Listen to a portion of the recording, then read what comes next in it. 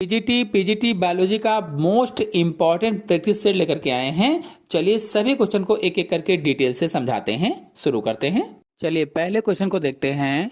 Calcitonin नियमन करता है। 4 ऑप्शन आपके सामने दिए गए हैं, कौन सा ऑप्शन सही हो सकता है? सोचिए और बताइए।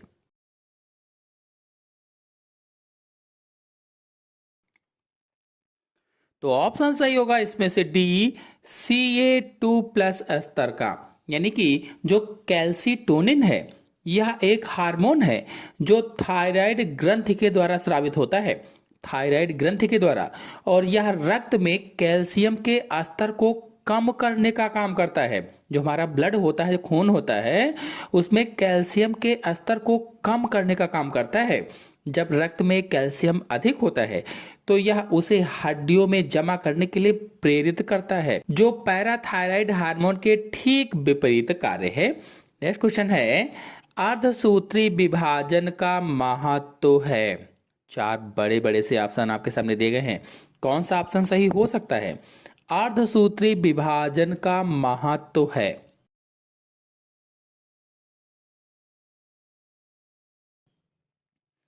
तो ऑप्शन सही होगा इसमें से डी, उपर्युक्त सभी। बता दें कि अर्धसूत्री विभाजन प्रजातियों में गुणसूत्रों की संख्या को पीढ़ी दर पीढ़ी समान बनाए रखता है। क्यों रखता है अगर पूछा जाए? क्योंकि यह संख्या आधी कर देता है, इसलिए समान बनाए रखता है। और इसमें क्रॉसिंग ओवर के कारण आनुवांशिक भिन्नता पैदा होती है, जो विकास के लिए जरूरी होता है, एवोल्यूशन के लिए जरूरी होता है। नेक्स्ट क्वेश्चन है, जीवद्रव्य का नाम किसने दिया था? हुक ने, A.K. शर्मा ने, स्वान ने, पुरकिंजे ने। जीवद्रव्य का नाम किसने दिया गया था पूछा है। तो कक्षा 9 में हमने पढ़ाया था, जब 9 का सिलेबस पढ़ा रहे थे। आप लोग नहीं जानते तो बता दें, 9 से लेकर के BSc MSc तक की हमारे चैनल में वीडियो अपलोडेड हैं और प्लेलिस्ट भी बनी हुई है। आप लोग जाकर के अच्छी तरीके से सभी टोटल टॉपिक्स देखना चाहें तो देख सकते हैं। फिलहाल इसमें आंसर सही होगा डी, पुरकिंजे ने।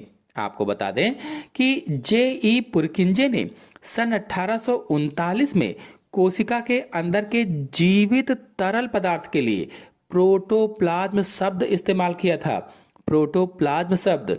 और रॉबर्ट हुक ने कोशिका की खोज की थी, जबकि स्वान ने कोशिका सिद्धांत दिया था। नेक्स्ट क्वेश्चन है, एक परिपक्व पादप कोशिका में होते हैं। कौन सा ऑप्शन सही हो सकता है? सोचिए बताइए।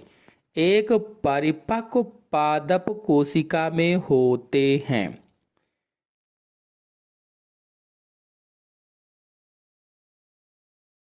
तो ऑप्शन सही होगा इसमें से डी, जीवद्रव्य, कोशिका भित्ति और रिक्तिका। बता दें, एक विकसित पौधे की कोशिका में बाहर की तरफ एक निर्जीव कोशिका भित्ति होती है, बाहर की तरफ, और अंदर जीवित जीवद्रव्य या प्रोटोप्लाज्म होता है, और बीच में एक बड़ी रिक्तिका या वैक्यूल होती है जो कोशिका का काफी हिस्सा घेरती है। नेक्स्ट क्वेश्चन है, किसमें गाल्जी काय अनुपस्थित होते हैं? पादपों में, जीवाणुओं में, जंतुओं में, यूकैरियोटिक कोशिकाओं में। किसमें गाल्जी काय या गाल्जी बॉडी अनुपस्थित होते हैं या एब्सेंट होते हैं? तो आंसर सही होगा इसमें से बी, जीवाणुओं में। बता दें, गाल्जी काय अथवा गाल्जी बॉडी झिल्ली से बंधे कोशिकांग हैं, ऑर्गेनेल्स हैं। ये केवल यूकैरियोटिक कोशिकाओं में पाए जाते हैं, यानी पौधों और जंतुओं की कोशिकाओं में पाए जाते हैं। जीवाणु प्रोकैरियोटिक होते हैं, इसीलिए उनमें गाल्जी काय और माइटोकॉन्ड्रिया जैसे कोशिकांग या अंगक नहीं पाए जाते हैं, इसलिए इसमें ऑप्शन से होगा बी, जीवाणुओं में। नेक्स्ट क्वेश्चन है, किसमें अंतःप्रद्रव्य जालिका अधिक विकसित होती है? हरित कोशिकाओं में, तरुण कोशिकाओं में, परिपक्व कोशिकाओं में, जीवाणुभोजी में। किसमें अंतःप्रद्रव्य जालिका अधिक विकसित होगी? सोचिए और बताइए।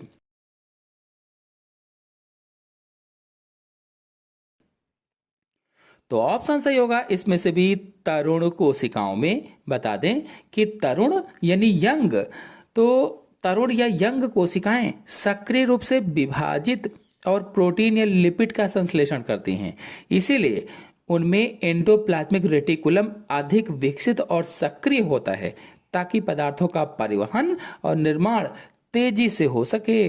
नेक्स्ट क्वेश्चन है, माइटोकॉन्ड्रिया का संबंध है प्रोकैरियोट्स से, प्लाज्मिड से, लवकों से, विषाणुओं से। माइटोकॉन्ड्रिया का संबंध किससे है इनमें से? सोचिए और बताइए कि कौन सा ऑप्शन सही हो सकता है। वीडियो को लाइक ना किया हो तो सभी लोग जल्दी से लाइक कर दीजिए और अपने सभी दोस्तों में शेयर भी कर दीजिए ताकि ज़्यादा से ज़्यादा लोग जुड़ सकें। फिलहाल इसमें आंसर सही होगा सी, लवकों में। आपको बता दें कि माइटोकॉन्ड्रिया और लवक दोनों ही अर्ध स्वायत्त यानी सेमी ऑटोनॉमस अंग हैं। दोनों के पास अपना स्वयं का डीएनए और राइबोसोम होता है। उद्विकास के सिद्धांत के अनुसार इन दोनों की उत्पत्ति कोशिका के भीतर रहने वाले बैक्टीरिया से मानी जाती है, बैक्टीरिया से। नेक्स्ट क्वेश्चन है, लाइसोसोम्स का मुख्य कार्य है। लाइसोसोम्स का मुख्य कार्य क्या होता है? पाचन, द्विगुणन, अनुवादन, स्थानांतरण। कौन सा ऑप्शन सही हो सकता है? सोचिए और बताइए।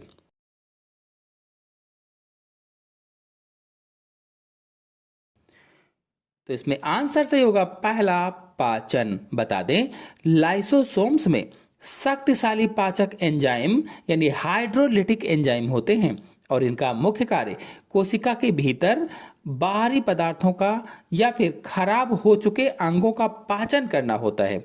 इसीलिए इन्हें कोशिका की आत्मघाती थैली भी कहा जाता है। अगर आप लोग लाइसोसोम, माइटोकॉन्ड्रिया या किसी भी कोशिकांग पर पूरा चित्र सहित आसान शब्दों में समझना चाहते हैं और उसके नोट्स भी चाहिए तो हमारे चैनल में वीडियो अपलोडेड है, आप लोग जाकर के अच्छी तरीके से समझ सकते हैं, देख सकते हैं। फिलहाल नेक्स्ट क्वेश्चन पर आते हैं, किसमें एकल इकाई कला उपस्थित होती है? राइबोसोम में, पैराक्सिसोम में, केंद्रिका में, तारककाय में। एकल कला उपस्थित होती है किसमें? सोचिए और बताइए कि कौन सा ऑप्शन सही हो सकता है।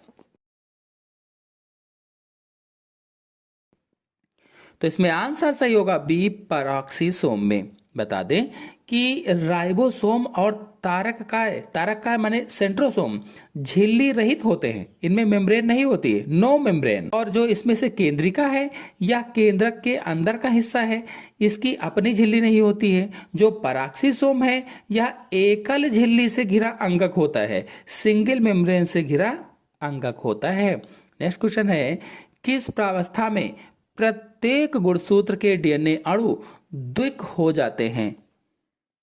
सोचिए और बताइए।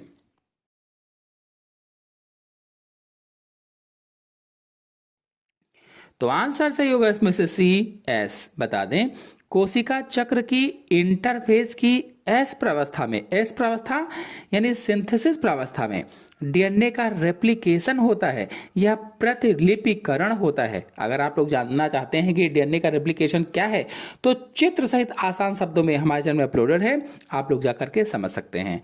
तो मैंने बताया कि डीएनए का रेप्लिकेशन होता है और इस चरण में डीएनए की मात्रा 2C से बढ़कर 4C हो जाती है ताकि कोशिका विभाजन के बाद दोनों कोशिकाओं को समान आनुवांशिक पदार्थ मिल सके।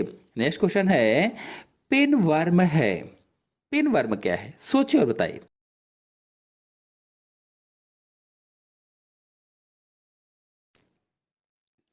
आंसर सही होगा इसमें से डी, एंटेरोबियस पिन वर्म होता है। बता दें, एंटेरोबियस वर्मिकोलेरिस को ही सामान्य भाषा में पिन वर्म कहा जाता है, पिन वर्म। और यह मनुष्यों की बड़ी आंत और मलाशय में रहने वाला एक छोटा सफेद परजीवी होता है।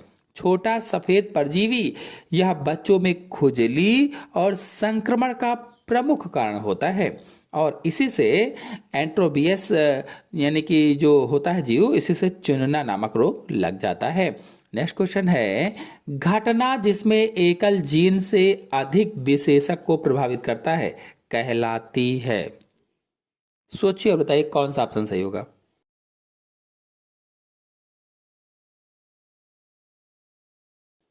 तो ऑप्शन सही होगा इसमें से पहला, बहुविकल्पी मल्टीजीन प्लीiotropic। बता दें, जब अकेला जीन शरीर के एक से अधिक गुणों को प्रभावित करता है तो इस घटना को पेलियोट्रॉपी कहते हैं। पेलियोट्रॉपी उदाहरण के लिए अगर देखा जाए तो सिकल सेल एनीमिया जैसे थी, तो सिकल सेल एनीमिया का जीन न केवल रक्त की कोशिकाओं के आकार को बदलता है बल्कि अन्य अंगों को भी प्रभावित करता है।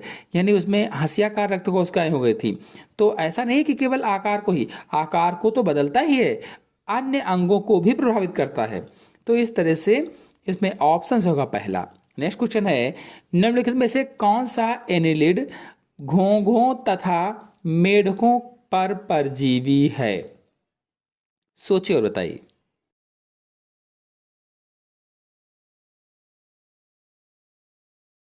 तो आंसर सही होगा इसमें से डी, ग्लासोफोनिया। जो ग्लासोफोनिया है ये एनिलिड घोंघों तथा मेढकों पर परजीवी है। बता दें इसमें से जो पहला ऑप्शन है तो ये ऑलिगोकीटा और हेरोडिनेरिया के बीच की कड़ी होती है और सीटी युक्त लोच इसमें होती हैं, और जो दूसरा ऑप्शन है ये स्कट चूसक होते हैं।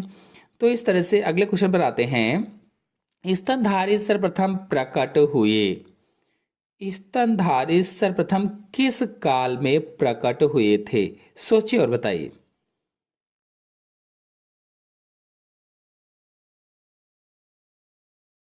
तो हम सभी लोग जानते हैं जो स्तनधारी हैं मीसोजोइक महाकल्प में प्रकट हुए थे, मीसोजोइक महाकल्प में, और उसमें जो सरीसृप युग था उसमें प्रकट हुए थे। फिलहाल इसमें कौन सा आंसर सही होगा आप लोग सोचकर जरूर बताएं। हम दो ऑप्शन आपको दे रहे हैं, एक तो जुरैसिक काल में, दूसरा ट्राइएसिक काल में।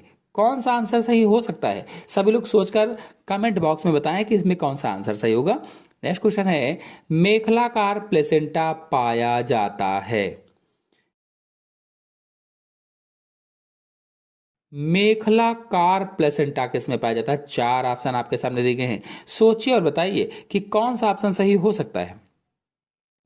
तो ऑप्शन सही होगा इसमें से डी, कार्निवोरा में। बता दें मेखलाकार प्लेसेंटा वह होता है जहां भ्रूण को पोषण देने वाला हिस्सा एक पट्टी या बेल्ट की तरह भ्रूण के चारों ओर लिपटा होता है, और यह कार्निवोरा वर्ग के जानवरों जैसे कुत्ता है, बिल्ली है, शेर है, इनमें पाया जाता है। नेक्स्ट क्वेश्चन है, नाग का विष होता है न्यूरोटॉक्सिक, होमोलिटिक, कार्डियोटॉक्सिक, हिपैटोटॉक्सिक। कौन सा ऑप्शन सही होगा? नाग का विष। सोचिए और बताइए कि कौन सा ऑप्शन सही हो सकता है।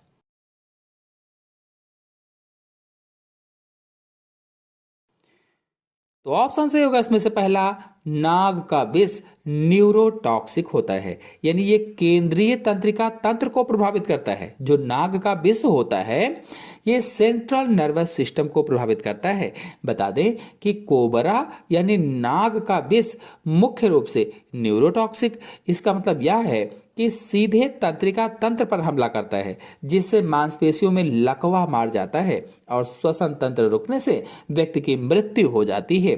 नेक्स्ट क्वेश्चन है, निम्नलिखित में से कौन सा अंतःस्रावी अंग अपने सक्रिय श्रावण द्वारा आकस्मिक स्थितियों से लड़ने में सहयोग करता है? थायराइड, अग्न्याशय, एड्रिनल कॉर्टेक्स, एड्रिनल मेड्यूला। कौन सा ऑप्शन सही हो सकता है? सोचिए और बताइए।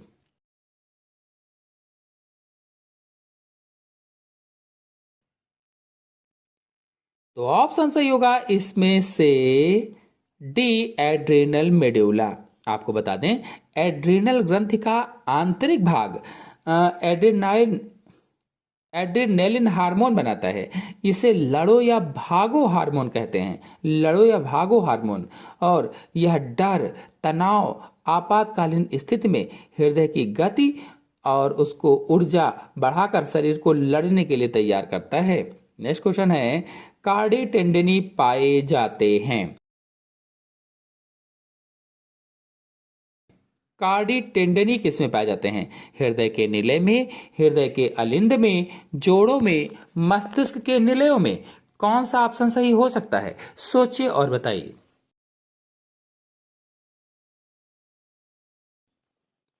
तो इसमें ऑप्शन सही होगा पहला, हृदय के निलय में, यानी वेंट्रिकल्स ऑफ हेयर। बता दें कार्डी टेंडनी धागे जैसी मजबूत संरचनाएं होती हैं जो हृदय के निचले कक्षों में पाई जाती हैं। ये हृदय के वाल्वों को मजबूती से थामे रखती हैं ताकि रक्त पंप करते समय वाल्व वापस ऊपर की ओर ना खुलें।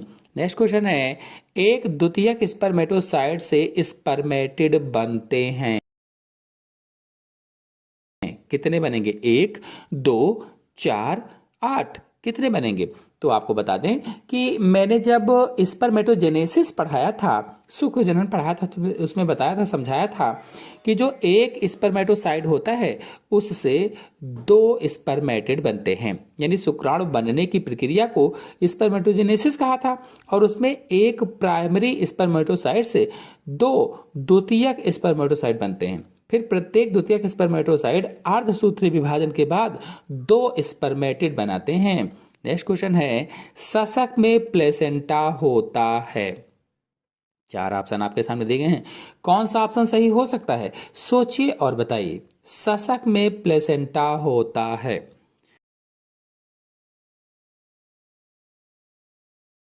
तो ऑप्शन सही होगा इसमें से डी, ए और सी दोनों सही हैं। नेक्स्ट क्वेश्चन है, कैथेराइडिन प्राप्त होता है। लाल चींटी से, गोल घुन से, भृंग से, मधुमक्खी से कैथेराइडिन प्राप्त होता है। किससे प्राप्त होगा? सोचिए और बताइए कि कौन सा ऑप्शन सही हो सकता है इसमें से।